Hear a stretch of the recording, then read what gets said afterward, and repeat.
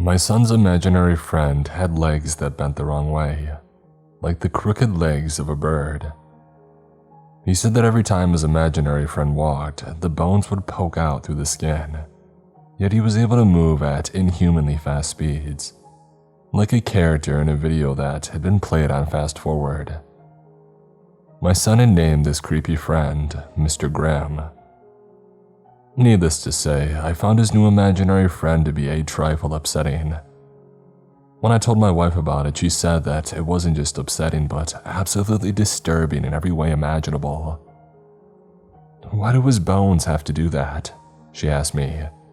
"That seems like fairly inappropriate imagery for a 5-year-old. Maybe it is some subconscious projection for some accident that he saw on TV, I said thoughtfully. She rolled her eyes at this. "I don't think they show that stuff with their bones sticking out on Nickelodeon," she said sarcastically.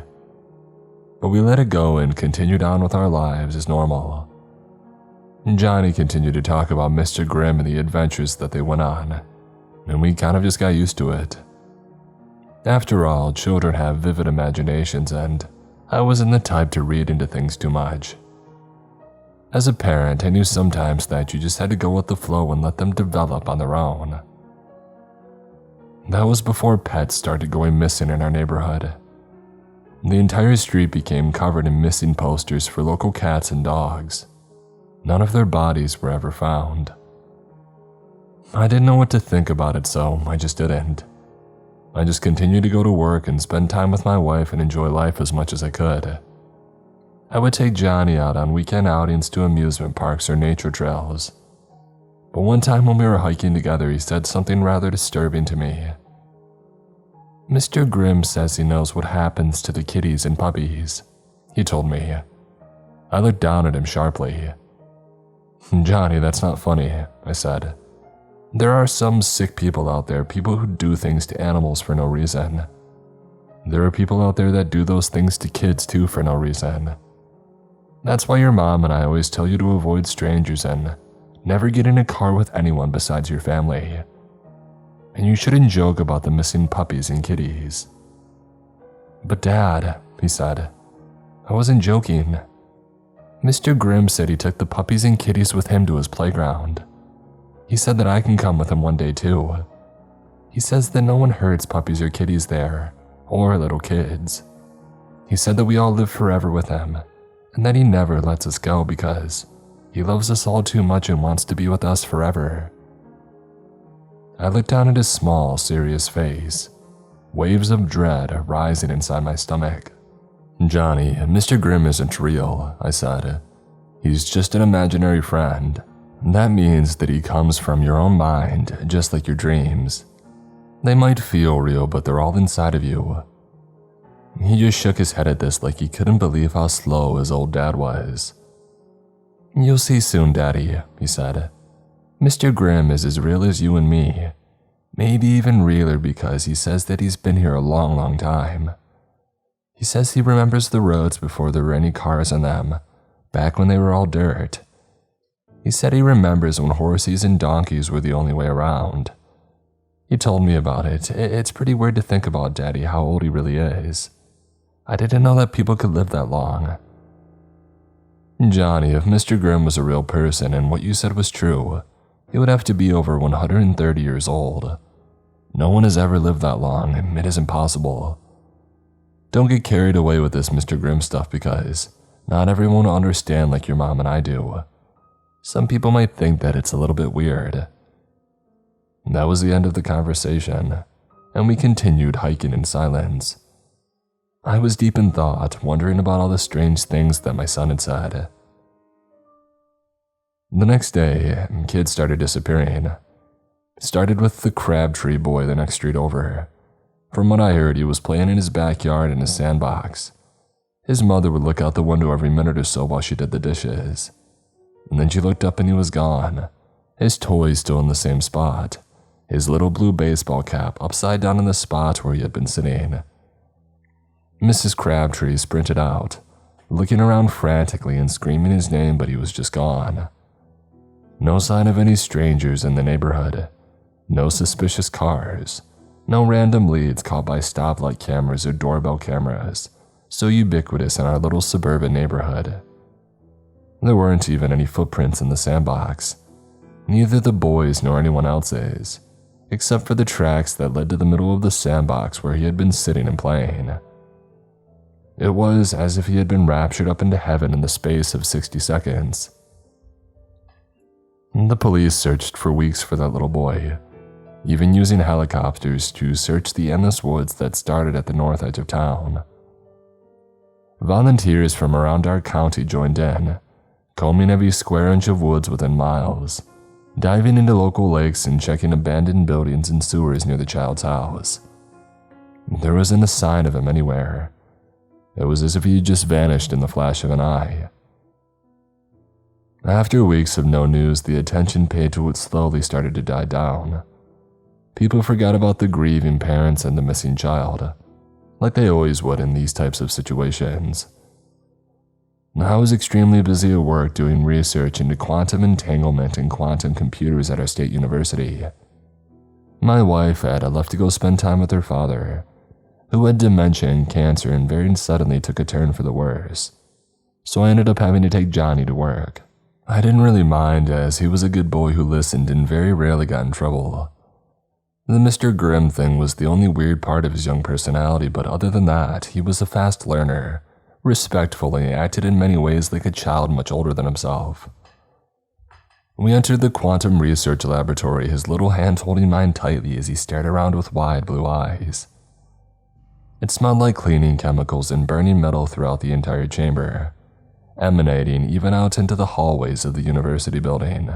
My son wrinkled his tiny nose, making a comically cute face as he did so.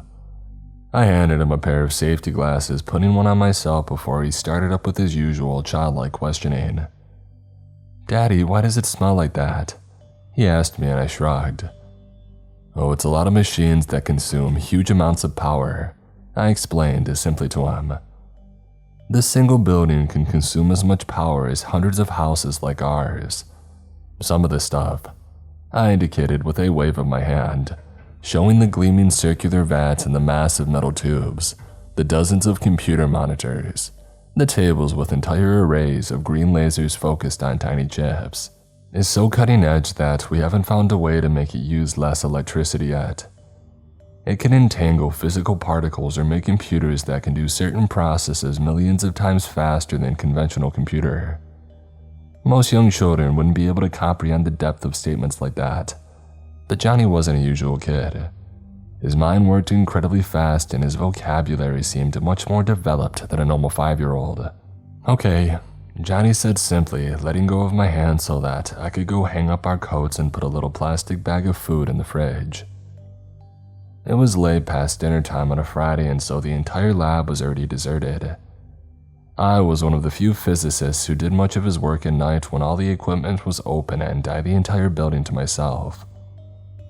On nights like this, I could play classical music on its highest volume and just be myself. I started playing an MP3 on one of the many monitors around the lab, and then I began to move around and switch all the equipment on. My son sat in the corner using colored pencils to draw while I worked.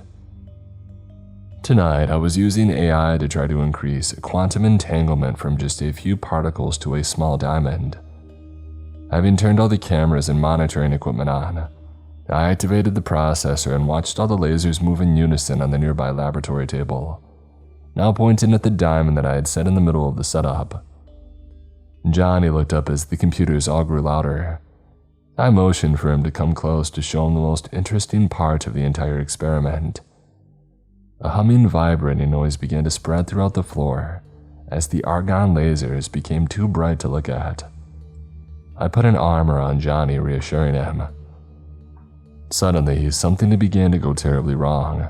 The humming vibrations, which had been wave-like and measured, and now began to come in chaotic pulsing waves, knocking equipment off the tables. The argon lasers began to falter and move out of position, burning holes in the tables and walls. An enormous crash of rending metal and glass came from behind me, and I quickly jumped on Johnny, tackling him to the floor and protecting him with my own body until it would all be over.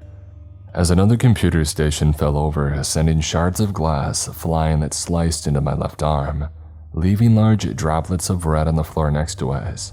The power finally went out and we were submerged in blackness. All I could hear now was Johnny's heavy breathing mixed with my own. And then suddenly I heard the skittering of footsteps as something large coming from my right. "Is it over?" Johnny asked in a trembling voice. "I think so, kiddo," I said reassuringly, getting off of him and slowly standing up in the pitch dark. I fumbled in my pockets for my cell phone, turning on the flashlight app and shining it around. At first, I saw only destruction. Smashed monitors, smoking computers, and massive holes everywhere.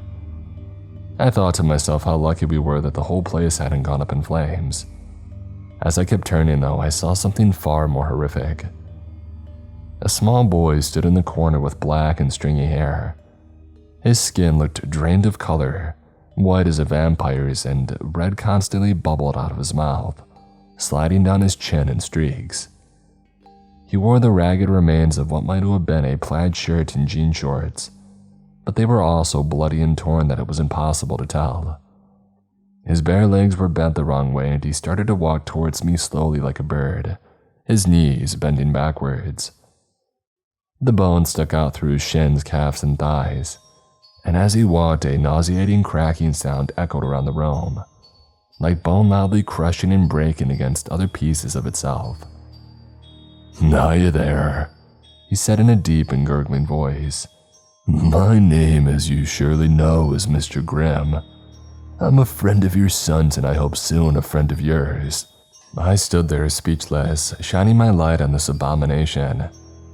He bowed slightly and waved his thin bony arm around the room. "Sorry for the destruction, but I had to take any means to materialize, and the massive amounts of energy in this room was able to give me the physical form I needed. I couldn't keep on as some minor poltergeist." He laughed at this, spraying tiny droplets of blood on the floor in front of him as he did so. I didn't see the humor in it. "Look," I said, putting my hands up as if I were dealing with a rabid dog. "I'm sorry for any misunderstanding, but you need to go back to where you came from. This is not okay. My son and I cannot have what was he exactly, a monster, a demon?" Mr. Grimm waved away my objections with a flick of his hand. "That isn't up to you, Jack.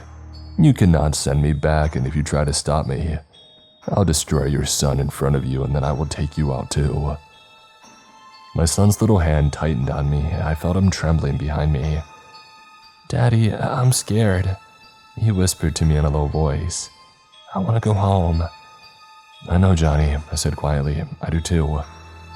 But what could I do? I had no gun and I wasn't sure if this thing could even be hurt anyway." At that moment, the backup generators kicked on and the laboratory was filled with the glow of red emergency lights. "All right," I said, reaching a decision. "My son and I are leaving. Do not follow us." I decided to call 911 and let the professionals deal with this. Maybe they could call in the National Guard, I thought with a small smile. They could fill this thing full enough of full-auto weapons fire to leave him looking like Swiss cheese. "Ah," Mr. Grimm said. "I'm sorry, but I need your son." He smiled at me, an eerie, ear-to-ear grin that showed all of his bloody teeth and the countless sores on his blackened gums. "I used a lot of energy materializing and I need food. I will let you live, however, Jack." His smile widened as if he were offering me some kind of present. "Just leave the boy, get in your car and drive home and you can live a full life." As he spoke, I got an idea. We were much closer to the door than Mr. Grimm. I quickly dropped my phone in my pocket, picked up a large computer, and I hurled it at Mr. Grimm's broken legs. I heard a demonic cry of pain, his voice sounding like dozens of voices crying at once in a disharmonious shriek. Ignoring it, I picked up Johnny and I ran outside the lab. The door had a number pad on it, and I pressed the top button and began rotating the thumb turn away from the hinges, locking the thick wooden door just as something heavy crashed into it on the other side. The knob turned furiously, but it wouldn't budge without the correct numerical code. Okay, that should buy us some time. I said quietly, grabbing Johnny's hand and running out through the red emergency lights. The laboratory began erupting in a cacophony of breaking equipment as I called 911, informing them of an intruder and telling them the man was likely armed and dangerous. And then I got Johnny to my car and we sped out of there. My adrenaline still high, my heart beating hard in my chest. The police ended up finding the laboratory destroyed but empty. As the days went on, I wondered if the entire thing was some sort of shared delusion. But then kids started disappearing from our town and the surrounding towns at an alarming rate. I bought a gun for protection and my neighbors and I began to do a local neighborhood watch. And one time while I was out patrolling in the middle of the night, I saw that thing again, Mr. Grimm. I could tell that it was him instantly from the way that he walked, the crunching of shattered bones and the superhuman speed as he disappeared into the backyard of a nearby house. I followed him quietly, checking that the safety in my gun was turned off. I saw a child exiting the back door of his house as Mr. Grimm crept into the bushes. The child looked hypnotized, his eyes totally blank. Mr. Grimm waved his hands and clicked his tongue, and a small spark of light in the middle of the backyard expanded to show a massive and brightly colored playground. Even though it was night here on the playground, it was daytime, and I saw countless kids in it. Some of them were hanging from the monkey bars, others were buried alive up to their heads in the sandbox. He had even crucified a few on the wooden beams of the playset, nailing their hands and feet together. And they all had their mouths opened in a shared and silent scream as the hypnotized child walked quietly towards the vision. "No, stop," I said, raising my gun to point it directly at Mr. Grimm. He snarled like a rabid dog at me, beginning to run at me with his superhuman speed, his bent legs snapping and popping, and I fired. His head exploded in a shower of black, the smell of decomposing meat filling the air. Behind him, the vision slowly closed back into a pinprick of light, and then went out entirely. I called the police, telling them the truth, keeping an eye on the strange and demonic body of Mr. Grimm as I did so. It wasn't the police that ended up showing up, but some secretive federal agent that quickly took possession of the body and swore me to secrecy, giving me a check for $100K in exchange for signing an NDA that stated I would never tell anybody about the supernatural events that had occurred in the last few weeks. I gladly took the check and signed the document. After all, who would believe me?